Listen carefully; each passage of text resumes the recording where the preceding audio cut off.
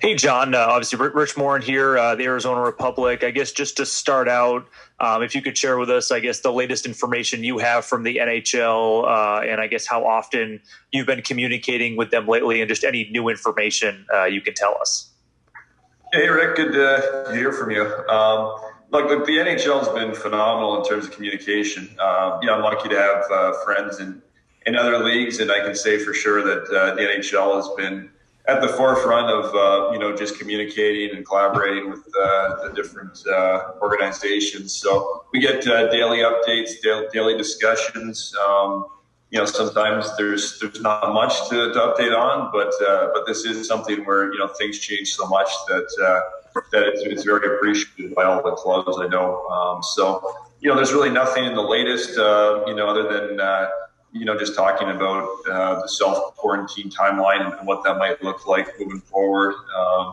I think what everyone's dealing with is a lot of uncertainty right now. So I think the league provides some guidelines and some understandings of things, but it's very fluid right now. So a lot of those guidelines are still internal, and they're just that. They're guidelines in terms of timeline and things like that. But nothing's firm in terms of any type of return to play timeline or something like that. But they give a lot of updates on just stats and relevant factors for us to consider and pass along to our staff and players, and updates are kind of along those lines. And then last one for me off the top, and then I'll pass it off to Matt and everybody else. We know Aaron Ness tested negative for the coronavirus to date. Are there any other players or any other members of the organization that have been tested for the virus? No other tests. Everyone's, knock on wood, everyone's healthy and safe and doing well. So pretty blessed so far. Hey, John, hope you're doing well. Matt Lehman here, Arizona Sports. I'm just wondering kind of if you could characterize what the last 3 weeks or so has been like for you, and kind of how it's been going for your staff and just your job, and how you've been operating the last 3 weeks. What's that been like for you? Yeah, hey, Matt, it's been pretty unique, to say the least. Some nights you wake up and it feels like it's not real, but it's a unique time for everybody, in society, obviously outside of the hockey community. But I think first and foremost, just making sure that everyone's, like I said, safe and healthy. And, that was a large part of the initial phase, just making sure everyone's quarantined, making sure there's no symptoms. If there are, or if there ever were, we were making sure we had plans in place to deal with anything that might come our way. So we're dealing with that a lot. And, then you have the realities of just trying to continue, to run a hockey operations and be somewhat productive, as the hockey business continues to go on to some degree. And so just coordinating with staff and, making sure that they can continue to be productive as possible during these times, and making plans for the future, whether, from the development staff to the scouting staff, on down, just making sure that, we continue to look at the off season and how we can, do our best with the draft, do our best with, free agency and all those different types of plannings moving forward. And obviously that's very fluid still. So, that changes based off of the feedback that we're being given, but, just trying to make sure that we're ahead of things there and staying ahead. Have any of your players gone home or gone to Europe or anything like that, or most of them in Arizona? What's that like? Yeah, I'd say the majority are still in Arizona, just because there was, a period where at first everyone was, asked to stay here, and then it was opened up, but it wasn't sure how long we'd be off. So the majority here, but that have returned, and the direction right now is just go to a place where you can be safe and hopefully continue to stay mentally and physically sharp, in the event that there is a return. And we've done our best to try to support those guys and give them everything we can to help them to stay in the best possible shape, both mentally and physically. And that's been the challenge, and we've spent a lot of time on it. But I each guy is in a good spot right now, and able to continue to do the best they can. Hey, John, Mark McClune, 3TV CBS 5 here. The decision to donate 20% of your salary to emergency relief efforts, what message do you hope that sends? Well, I think we're fortunate to have the leadership we have with Alex Morello. Obviously, he started off by making that donation to the arena workers, or I shouldn't say donation, but making the commitment to paying their salaries. I don't know if that gets enough play because it's nuanced, but those employees aren't necessarily his employees. We don't own the arena or run the arena, but he still stepped up and led the way. And obviously some teams are seeing cutbacks throughout the league in terms of their salaries, and we were just fortunate to be in a position where we could make that commitment to Arizona, and obviously team, but we're a community asset, and it's tough for everybody. We really respect obviously the frontline workers that are going to deal with this war as it comes through, and talking to our own medical staff here that does such a great job looking after us with Mayo, and realizing that it's tough for them mentally, and they're going to deal with a lot, and just any reasons we could help with, big or small, would be helpful. We wanted to do whatever we could to help the state of Arizona, and we were able to do that community event with Governor Ducey, and whether it was just passing out boxes so that they could be loaded for food, or making a nation just want to continue to keep our community. Thanks for your time, John. Charlie Apostol, Fox 10 Sports. I know you touched a little bit about this, but what are your thoughts on Governor Ducey now extending that enhanced social distancing policy to be more of a stay-at-home? A, and then B, I know it's difficult. We're all learning something new about this every day. But have you had any talks of when potentially there will be an NHL season, and if so, what that may look like? Yeah, good questions. I was fortunate to spend some time with Governor Ducey, like I said, at the food bank there, and I was just impressed with his leadership. Obviously it's a tough time, and the leaders are under the microscope, and they're being asked to do a lot right now. And I can tell you, he seems like a guy that's working 24/7 to do everything he can for the community and to protect the community. So. Look, I think we all understand that no one necessarily wants to be inside, but you got to look after your community, and to stay inside right now is the safest way to protect as many people as possible. So I think it was the right move, and I think so far he's made the right moves and tried to be proactive. Obviously, the number of cases is growing relative to we're still under control here, and in order to stay that way, you have to be proactive. He's done a nice job so far, and I expect you to do a good job. He's here, and that was clear when I spent some time with him. John, Matt Lehman again. There's been a significant amount of suggestions, speculation, proposals, whatever you want to call them, in terms of how to resume the season. And I know you touched on some there, but there's been talk about a 24-team tournament. There's been talk about resuming the regular season as it's played. I mean, do you see one, in your personal view, as being more ideal than the other? I mean, I would imagine perhaps position in the standings would dictate that some, but if you could just go more in depth on that. Yeah, that was actually asked earlier, the last question. So thanks for asking it in some way, because I missed it. No, I think. So I think at the end of the day, it all depends on just how this virus goes and the spread of the virus and how we can recover. Obviously, I mean that's the most important variable that you're dealing with. I know that sounds odd because then you're talking about a playoff format, but realistically, it's going to be a function of time and our ability to return to play is going to dictate that. So I think that's going to lead the NHL the most. Besides that, I think it's obviously got to be something that's deemed fair, for the league as a whole. And, I think that's where I could say here and lobby for something that's probably beneficial for the Coyotes. But, realistically, I think if we're in a position to return, that's a positive thing for the league. And, I trust Bill and Ray. They've always, done the right thing for the league, looking at all the different factors and all the different variables and making a decision that, is the best thing for the league as a whole. And, for us at the Coyotes, we'll support that, whether that is a 2014 tournament or something different. And, look, our hope, my hope and optimism is we can continue to, recover here and come back and play a full regular season and play the playoffs. Whether that's realistic or not, we'll see how things play out. I don't think anyone knows at this stage. But, anything short of that, have to make a tough decision that some teams will probably like and some teams probably won't. And that's just the role that they have. They've done a job so far of balancing that. Hey, John. Alex Hancock here. Good to see you. Hope the family's safe and healthy. And I just wanted to follow up on the question asked earlier in regard to you and Aaron Cohen's donations to the relief fund. We saw you two out at the food bank just over a week ago.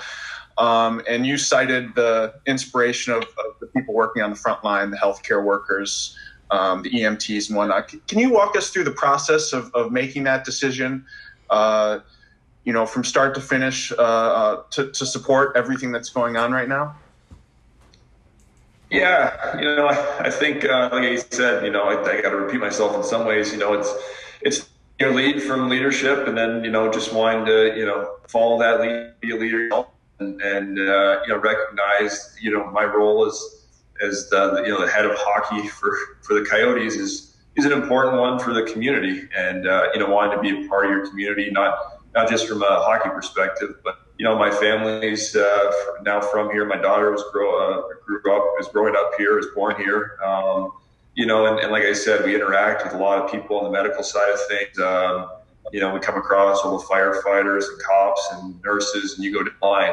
And like I said, fortunate to be in a situation where we don't have to necessarily scale back things like some other teams have had to. In order, because of that, able to step up in a way that maybe otherwise wouldn't have been able to, and donate.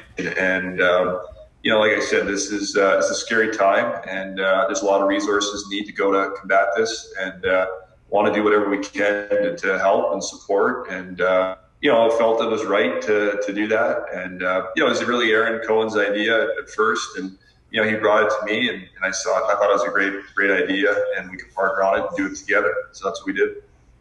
Thank you. Hey, John, it's Mark. Once the league gets the green light to get going, there's been some discussion in baseball in terms of a training session, a training period, time for players to get back.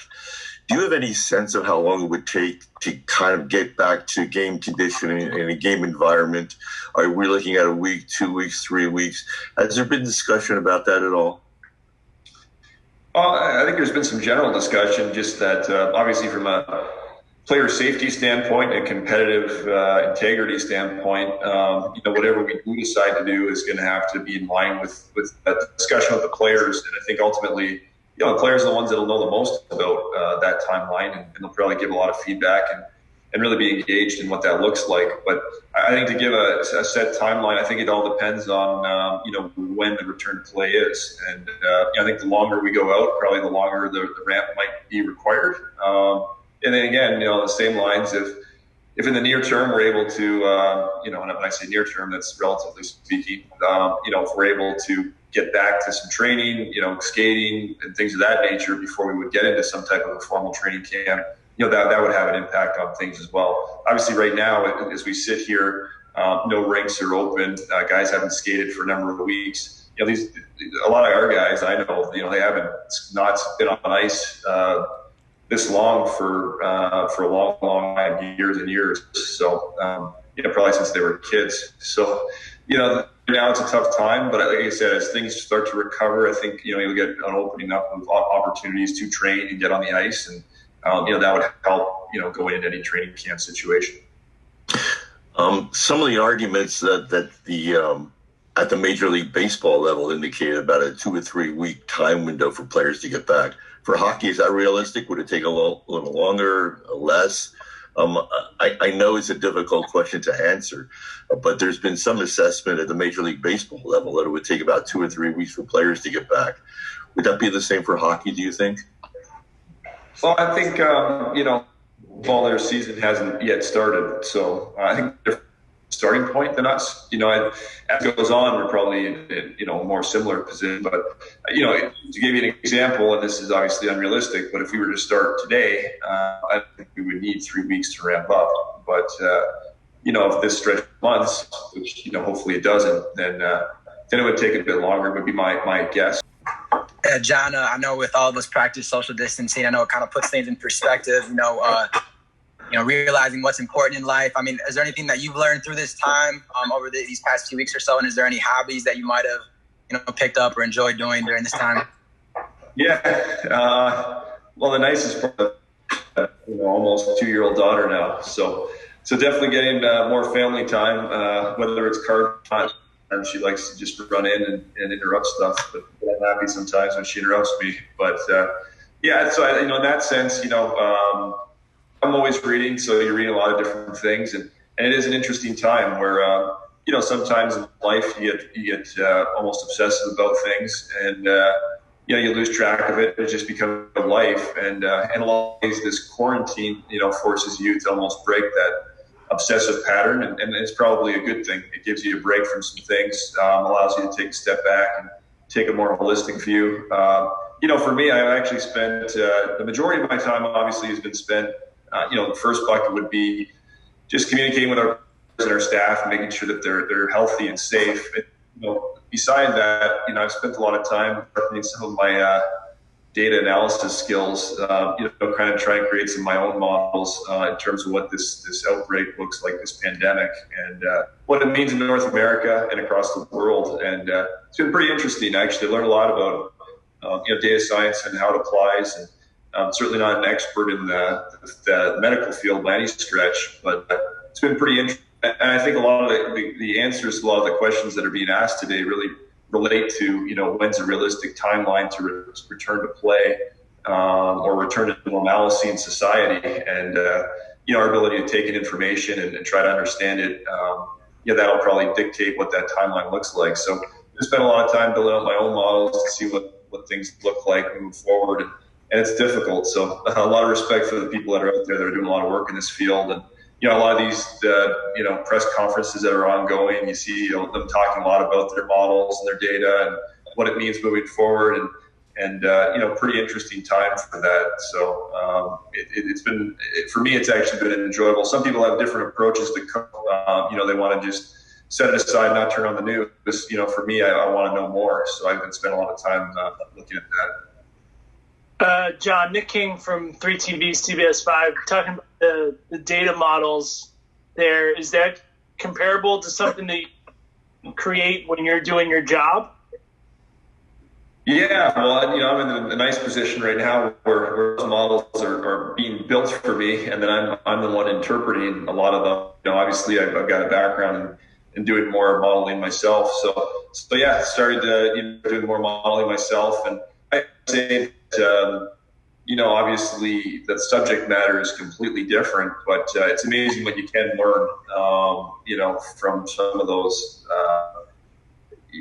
some of the similarities as well. And, whether it's, health data or hockey data, you are still trying to take information, synthesize it, and make a prediction upon it. And I'm just playing around here, having some fun, call it, with looking at some different things. And like I said, there's a lot of very intelligent, bright people that are doing a lot of work here that, I think having a good understanding of some of this stuff would probably save thousands, if not millions, of lives. It's interesting to follow from a data perspective, and so you sharpen up your tools and work at it a bit just to see what it might look like from an Arizona perspective or a hockey perspective, and some of that will help us.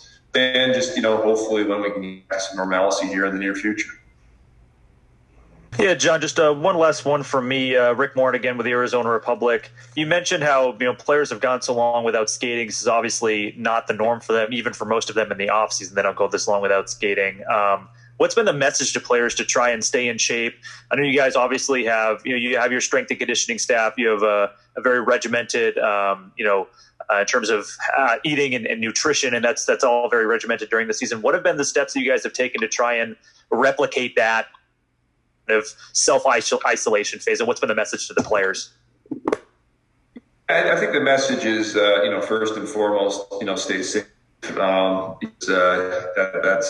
the best way for them to, stay sharp or stay ready is to stay healthy. So outside of that, it's been difficult. Obviously, it's challenging times in the regard. So We're doing what we can.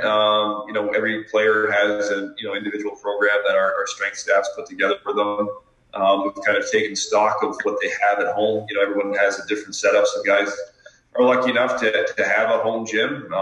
Some guys, have a great backyard that can afford it, a lot of different opportunities to do some different types of training. And some guys we've, sent some equipment to, obviously in a safe and sanitized way to allow them, opportunities to stay physically ready. So, based off of what people have available to them and what we can assist them with, making sure that they have a program and really just a routine. I think that's what we've really tried to talk to these guys about is, they're so regimented in their lives when they're here and through their off seasons even, where they get up at a certain time, they eat certain things, they have certain regimens in terms of their training and skating and things like that. It's easy when there's a bit of unknown here to slip in that. And so just trying to help each guy understand, what their routine could be and making sure that they stick to it, have some discipline. Because, again, we fully anticipate that we will be back playing. And, the teams and the players that are most prepared are going to be the teams that benefit from that. So from the work that they're doing now. So yeah, just doing everything we can, mentally and physically to stay ready.